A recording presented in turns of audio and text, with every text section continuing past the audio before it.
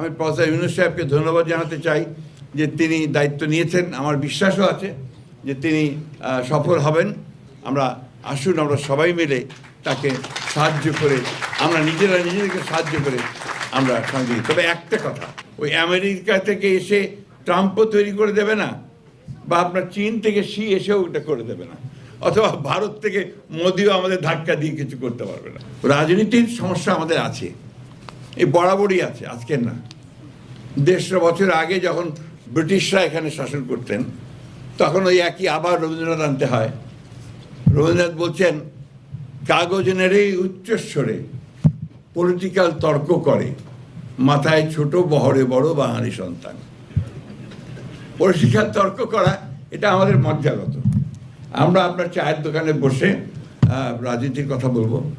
আপনি যে গ্রামে, আপনারা ঢাকার মানুষেরা জানে কিনা যাই না, তো আমার মনে ছাত্ররা অনেকেই গ্রাম থেকেই এসছে, যারা অনেক ছাত্র দেখতে পাচ্ছি আমি। গ্রামে গেলে দেখবেন গ্রামের রাস্তার পাশে একটা বাজারের পাশে ছোট একটা ঘুমটি ঘর বলি আমরা, চায়ের দোকান থাকে। সেই ঘুমটি চায়ের দোকানে আপনার লাল চা কেউ চিনি দিয়ে খান, কেউ দুধ দিয়ে খান, বলে দেয় আবার এই একটু মালাই মেরে দিও। তো ওই দোকানটা থেকে দেখবেন দুটো ভাগ হয়ে আছে, দুটো বেঞ্চ আছে। একটা বেঞ্চে আওয়ামী লীগের লোকেরা বসে, আরেকটা বেঞ্চে বিএনপির লোকেরা বসে। আমি সত্য ঘটনাটাই আপনাদের সামনে বলছি।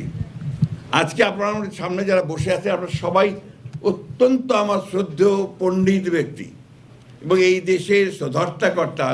আপনার সমস্ত নীতি নির্ধারণ আপনারা করেন।